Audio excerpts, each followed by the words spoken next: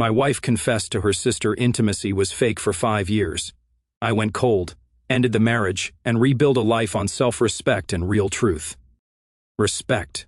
Mutual love. That illusion shattered in 30 seconds last Wednesday evening, when I walked into my own house and heard my wife's voice drifting from the kitchen. She was on the phone with her sister, laughing in that carefree way she used to laugh with me. I was about to announce I was home when her words stopped me cold. "Oh, please. You think I actually enjoyed it all these years? I've been faking it for 5 years straight. The poor guy has no clue. Sometimes I just lay there thinking about my grocery list." Her sister's laughter echoed through the speaker. My blood turned to ice. "But doesn't he notice?" her sister asked. "Notice what? Men are so easy to fool. A few moans here and there, tell him he's amazing, stroke his ego, they eat it up every time. Honestly, it's almost pathetic how desperate they are for validation. The grocery bags in my hands suddenly felt like they weighed 1,000 pounds. 5 years. 5 years of lies. 5 years of her looking me in the eye afterward, telling me how good it was, how much she loved me. I stood there in my own hallway, feeling like a complete fool. But as the initial shock wore off, something else took its place, something cold and calculating. "The best part," she continued, "is that he thinks he's this amazing lover. Should I tell him the truth? Nah. Why ruin his delusion? It's easier this way." That's when I made my decision. If she wanted to play games, if she wanted to fake her way through our marriage, then I could play too. But I wouldn't be the fool anymore. I quietly set the groceries down and walked back outside, making sure to slam the door when I came in again. "Honey, I'm home," I called out, my voice perfectly normal. She appeared in the doorway, smiling that same smile she'd given me for 5 years. The same fake smile I now realized. "Hey baby, how was your day?" "Great," I said, looking directly into her eyes. "Just great." That night, as she lay next to me pretending to sleep, I stared at the ceiling and planned. She thought she was so clever, so superior. She thought I was pathetic and desperate. Well, she was about to learn what desperate really looked like. But first, I needed to understand exactly what I was dealing with. Over the next few days, I started paying attention to things I'd previously ignored. The way she rolled her eyes when I told stories, how she'd check her phone constantly when we watched movies together, the subtle sighs when I tried to be affectionate. It was all there. I'd just been too trusting, too in love to see it. Friday evening, she suggested we go out for dinner, that new Italian place downtown. "My treat," she said. I agreed, watching her carefully as she got ready. She put on makeup, did her hair, chose a dress that looked stunning on her. All for me, or was this just another performance? At dinner, she was animated, chatty, asking about my day, laughing at my jokes, the perfect wife act. But now I could see the cracks, the way her smile never quite reached her eyes, how she'd glance around the restaurant like she was looking for someone more interesting. "You seem different lately," she said, cutting into her pasta. "Everything okay?" I took a slow sip of wine, studying her face. "Different how?" "I don't know. Quieter, I guess. More distant." The irony wasn't lost on me. Here was a woman who'd been emotionally distant for 5 years, worried that I was becoming distant after 4 days of knowing the truth. "Just thinking about things," I said. "About us. About where we're going." She reached across the table and took my hand. "We're good, right? I mean, we're happy." Looking into her eyes, I saw something I'd never noticed before. Fear. Not love, not concerned fear. Like she was afraid of losing something valuable. But what? My paycheck? The comfortable life I provided? The security of having someone who adored her? "We're perfect," I said, squeezing her hand. "Absolutely perfect." She smiled, relieved. But I wasn't talking about our marriage. I was talking about the game we were about to play. Because if she could fake being a loving wife for 5 years, I could certainly fake being a devoted husband for however long it took to plan my next move. That night, as she performed her usual charade in bed, I performed mine too. But this time, I was the one studying her face, cataloging every fake expression, every manufactured sound, taking mental notes for later. When she rolled over afterward, breathing hard from her Oscar-worthy performance, she whispered, "That was incredible." "It really was," I replied, staring at the ceiling. "Absolutely incredible." And for the first time in 5 years, I wasn't lying. The weekend gave me time to think, really think. While she slept in Saturday morning, I sat in the kitchen with my coffee, mapping out my strategy. If she could live a double life for 5 years, I could certainly manage a few weeks, but I wasn't going to be reckless. This needed to be calculated, methodical.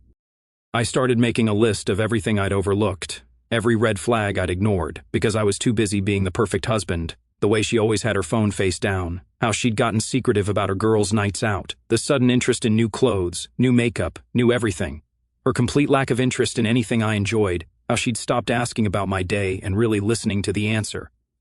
Monday morning, I implemented phase 1 of my plan. Instead of my usual goodbye kiss and have a great day, I simply said, "See you tonight," and walked out. No kiss, no hug, no emotional investment. She called after me. That's it? No goodbye? I turned back, gave her a casual wave. Goodbye. At work, I did something I hadn't done in years. I actually stayed late not because I had to, but because I wanted to. When she texted asking where I was, I replied hours later with a simple working. When I got home at 9 o'clock, she was waiting. You didn't answer my texts. I was busy, I said, grabbing a beer from the fridge. What's for dinner? I didn't make anything. I thought you'd be home earlier. No problem. I'll order something. I could see the confusion in her eyes. This wasn't the husband she knew, the one who always called if he was running late, who always made sure she wasn't worried, who always put her needs first. Tuesday, I took it up a notch. I started going to the gym after work, not the gym we'd joined together where she'd inevitably show up to check on me, but a different one across town. When she asked about it, I shrugged, needed a change of scenery. But we have a membership at the other place. I'll keep both for now. The beauty of my plan was its simplicity. I wasn't lying exactly. I was just selective with information the same way she'd been selective with her honesty about our intimate life. Wednesday evening, I came home to find her actually cooking dinner, not just heating up leftovers. She was wearing a dress I'd bought her last Christmas, one she'd never worn before. Special occasion? I asked. Can't a wife cook for her husband? She said, but there was something nervous in her voice. During dinner, she was unusually attentive, asking about my day, laughing at my jokes, touching my arm when she talked. It was like watching someone audition for a role they'd already been cast in. You've been different lately, she said, cutting her steak with precise movements. Distant. Have I? I kept my tone neutral, uninterested. Yes, and I'm worried about us. About our communication. I almost laughed. Our communication, 5 years of fake orgasms, and she was worried about communication. What about it? I asked. We don't talk like we used to. You don't share things with me anymore. What would you like me to share? The question caught her off guard. She blinked, clearly not expecting me to turn it back on her. I don't know. Everything. Your thoughts, your feelings. Like before you started acting like this. I set down my fork and looked at her directly. Acting like what? Like you don't care. The words hung in the air between us. I could have taken the bait, reassured her, gone back to being the devoted husband, but that man had died last Wednesday in the hallway. I care, I said finally. I care about a lot of things. Like honesty. I care about honesty a lot. She shifted uncomfortably. What's that supposed to mean? Nothing specific, just that honesty is important in a marriage. Don't you think? Of course. Good. I'm glad we agree on that. That night, she tried extra hard to please me, but now I could see every calculated move, every manufactured response. It was like watching a bad actress in a community theater production. Afterward, as she lay against my chest, she whispered, "I love you." I know, I replied. She lifted her head. That's it? You know? What? Do you want me to say that I love you too? I looked at her for a long moment. I love the woman I married. The question is whether she still exists. She sat up, pulling the sheet around her. What's that supposed to mean? It means people change. Sometimes they become someone completely different from who they were when you married them. I haven't changed. Haven't you? The doubt in her eyes was unmistakable. She was starting to question herself, starting to wonder if I knew something. Good. Let her wonder. Thursday, I implemented phase 2. I started making plans that didn't include her, not big things, just small changes that sent a message. I booked a weekend fishing trip with the guys. I signed up for a photography class on Saturday mornings. I bought concert tickets for a band I liked, just one ticket. When she asked about the ticket, I said, I didn't think you'd be interested. You didn't ask. Would you have said yes? She paused. And in that pause, we both knew the answer. She wouldn't have. She never said yes to anything I enjoyed anymore. That's not the point, she said finally. Isn't it? By Friday, she was getting desperate. She suggested we go away for the weekend, just the two of us, like a second honeymoon. Can't, I said. I have that fishing trip, remember? Cancel it. Why would I do that? Because your wife is asking you to. I looked at her. Really looked at her. My wife asks me to do a lot of things lately. I've been wondering if she ever considers what I might want. Of course I do. Do you? When's the last time you asked me what I wanted, really asked, and then listened to the answer? The silence stretched between us. We both knew she couldn't answer that question. I'm going fishing, I said. You're welcome to make your own plans. That night, she cried real tears, not the fake ones I'd seen before. But I didn't comfort her. I didn't ask what was wrong. I just said good night and went to sleep. Because if she could fake 5 years of marriage, I could certainly manage a few weeks of being the husband she deserved, the one who'd finally learned to play the game. The fishing trip was exactly what I needed. 3 days away from the house, away from her performance, away from the charade we'd been living. But more importantly, it gave me time to refine my strategy. I came back Sunday evening refreshed and clear-headed.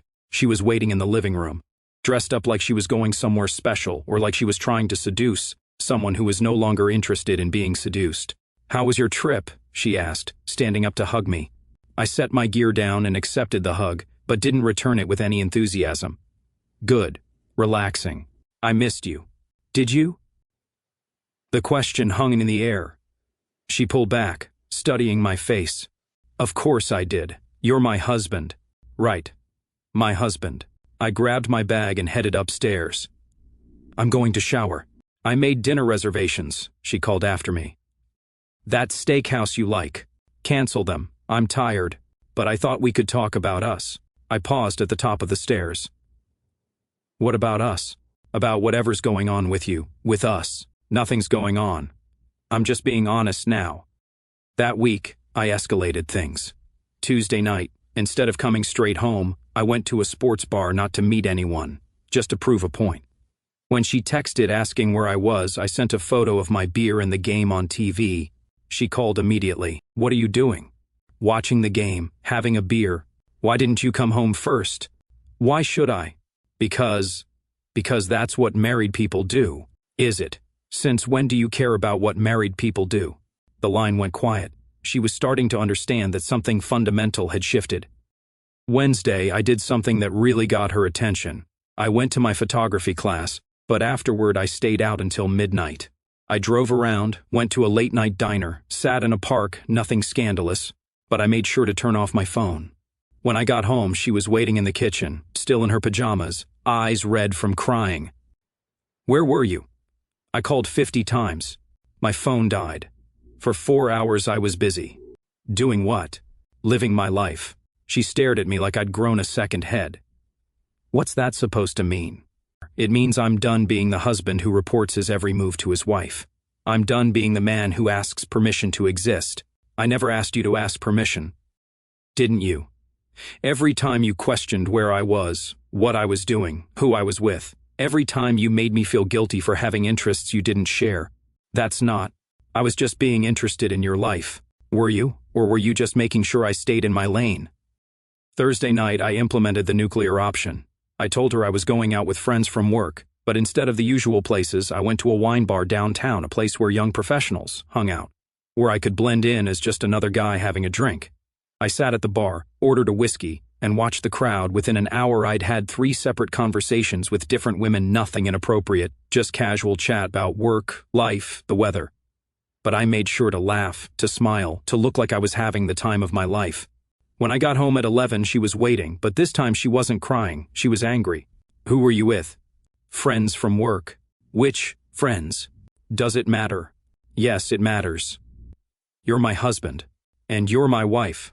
Supposedly. The word supposedly hit her like a physical blow. She stepped back, her hand going to her throat. What's that supposed to mean? It means I'm starting to wonder what being married actually means to you. It means everything to me. Does it? Because for the past 5 years it's felt like I've been married to a stranger. She was crying now, real tears. I don't understand what's happening to us. Don't you?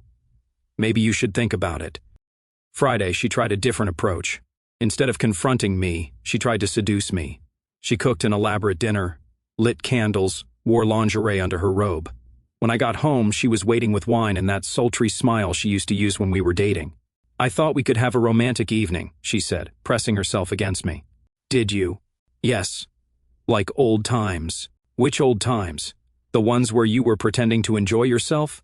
She froze. What? Nothing. I'm just tired. But she wasn't letting it go. No. What did you mean by that? I meant exactly what I said. Are you saying I pretend to enjoy being with you? I looked at her for a long moment. I'm saying I think we should be honest with each other. About what we really want.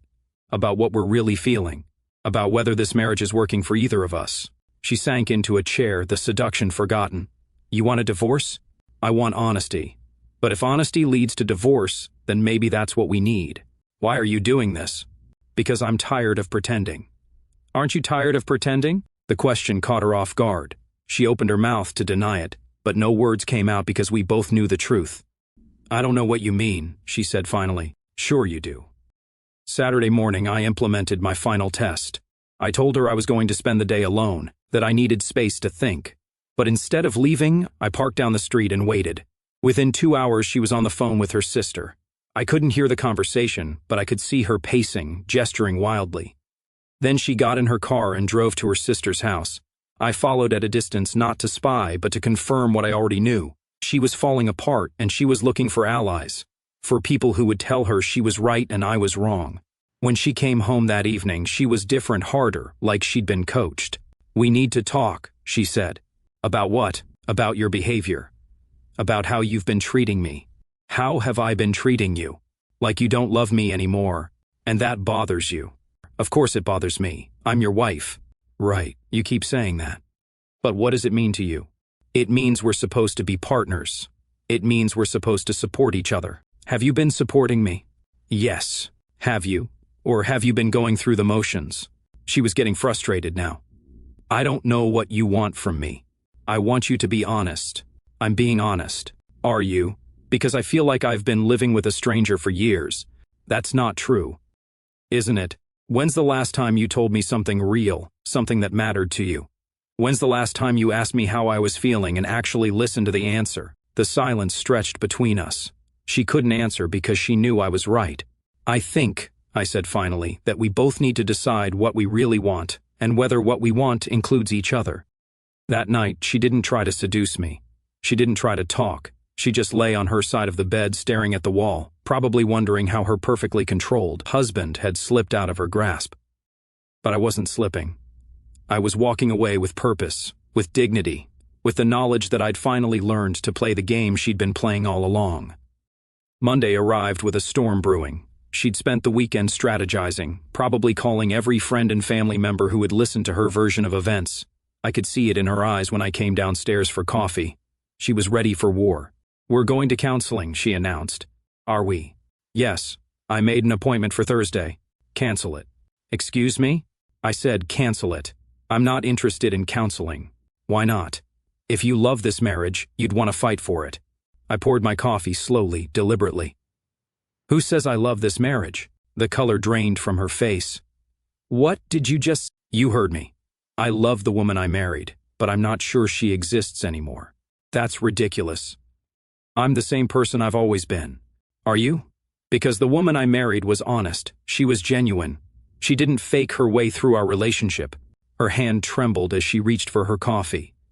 I don't know what you're talking about. Sure you do. That evening, she tried to catch me off guard. She showed up at the gym where I'd been working out, walking in like she owned the place. I was in the middle of my workout when I saw her scanning the room looking for me. When she spotted me, she walked over with that fake smile plastered on her face. Surprise, thought I'd join you. You don't have a membership here. I got a day pass. Figured it was time I saw what was keeping you so busy.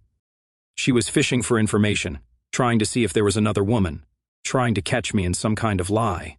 The irony was almost amusing. Nothing's keeping me busy. I'm just working out. With anyone in particular? Just myself. She looked around the gym, sizing up every woman there. It's a nice place. Very social. Is it? Lots of attractive people here. I hadn't noticed. Really? Because that woman by the weights has been staring at you since I walked in. I glanced over casually. There was a woman near the free weights, but she wasn't looking at me, she was focused on her routine. But my wife saw threats everywhere now. She's just working out, I said. Is that what you call it? What are you suggesting? I'm not suggesting anything. I'm just observing.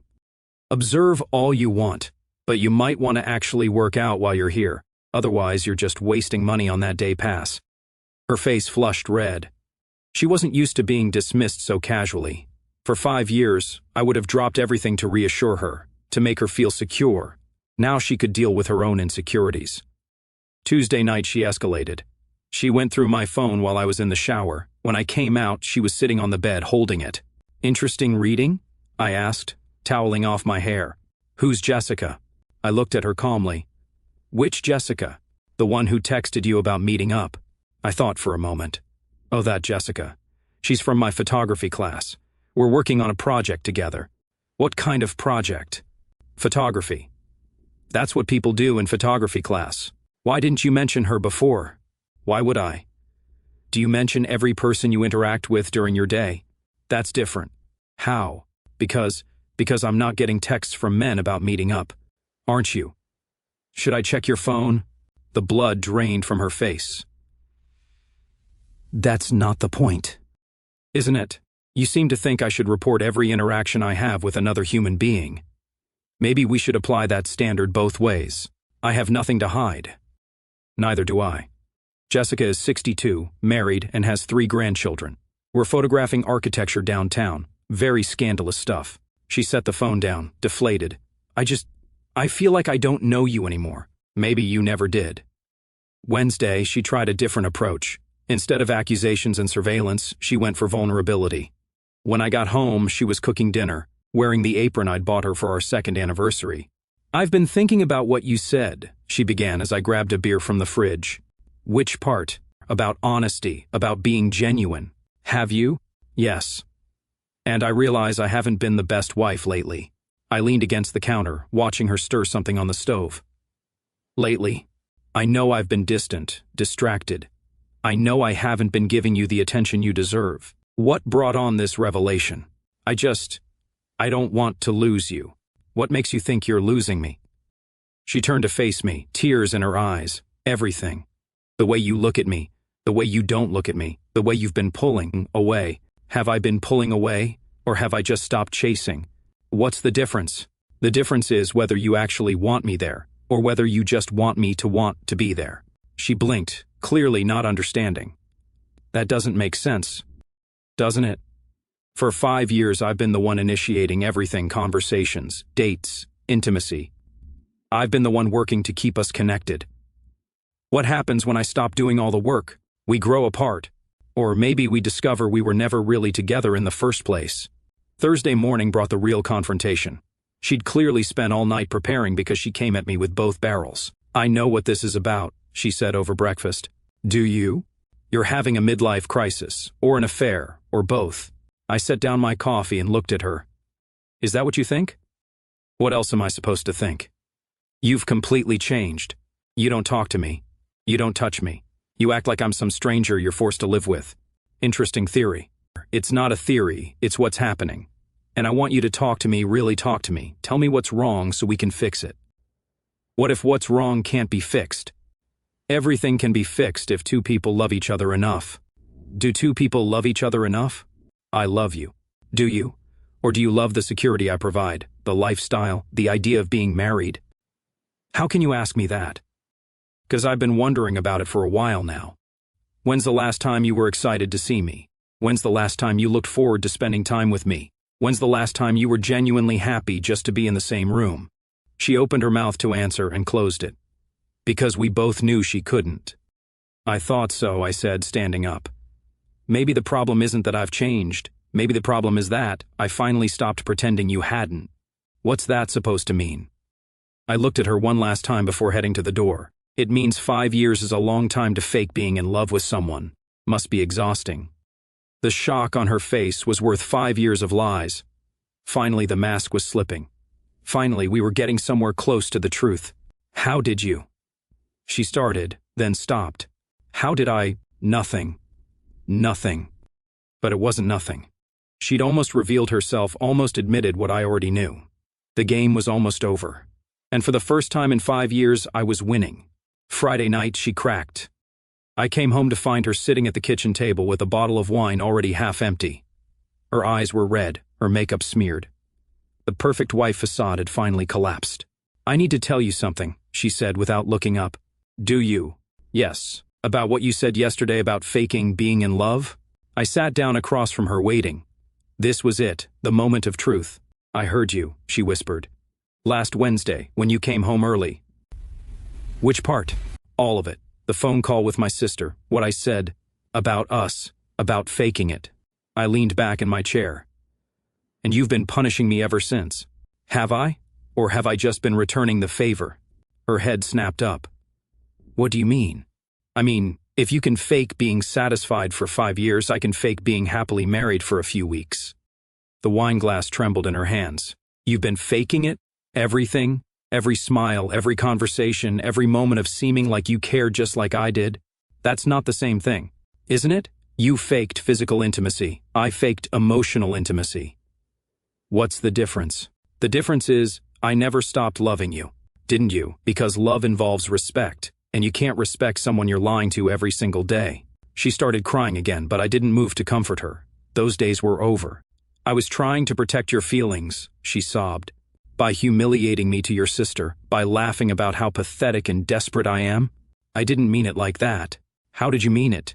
I don't know. I was just venting." "For 5 years?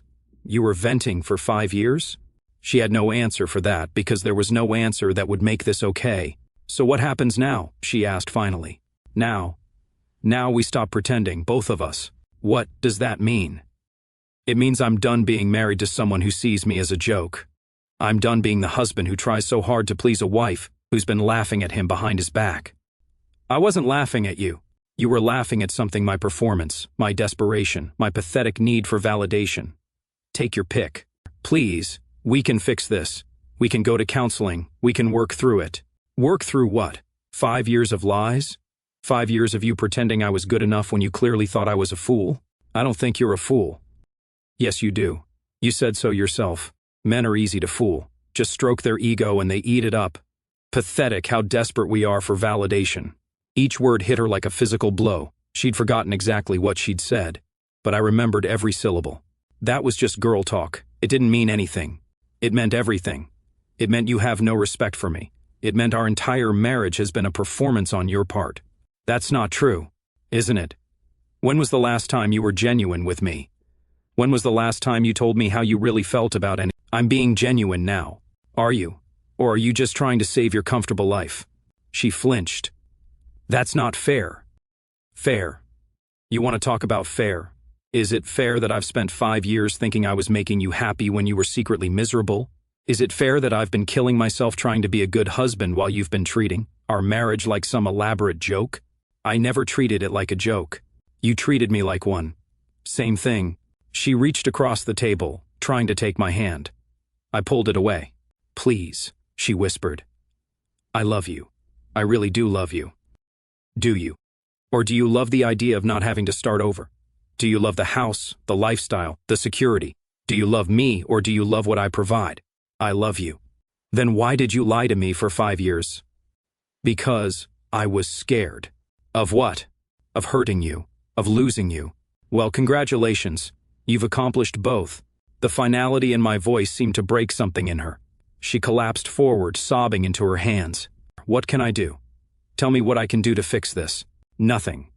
Some things can't be fixed." "Please don't say that. It's the truth. And after 5 years of lies, I think we owe each other the truth. The truth is, I love you. The truth is you don't respect me. And without respect, love is just pity." I stood up from the table. "I'll be staying in the guest room tonight. We'll figure out the logistics tomorrow." "Logistics for the divorce?" The word hung in the air like a death sentence. She looked up at me, mascara streaked down her cheeks, wine staining her shirt. "You're really going to throw away 5 years of marriage?" "I'm not throwing it away. You already did that. I'm just acknowledging it's gone." As I walked toward the stairs, she called after me one last time. "I can change. I can be better. I turned back. You can be better, just not with me. Why not? Because every time I look at you now, I'll remember what you really think of me. And that's not something either of us can come back from. That night, lying in the guest room, I felt something I hadn't felt in weeks. Peace. The game was over, and I'd finally told the truth. The divorce was swift and clean, no drama, no drawn-out battles, just two people finally being honest about what their marriage had become. She tried one last manipulation, claiming she was pregnant, but I'd learned to see through her performances. A simple request for a doctor's confirmation ended that charade quickly. 6 months later, I was sitting in my new place, a downtown loft, that actually reflected my taste for the first time in years. Clean lines, modern furniture, a photography studio in the spare room. Everything she would have hated. My phone buzzed. A text from her sister. She's miserable. She realizes what she lost. Maybe you could talk to her. I deleted it without responding. Some bridges are meant to stay burned. The photography class had turned into something more.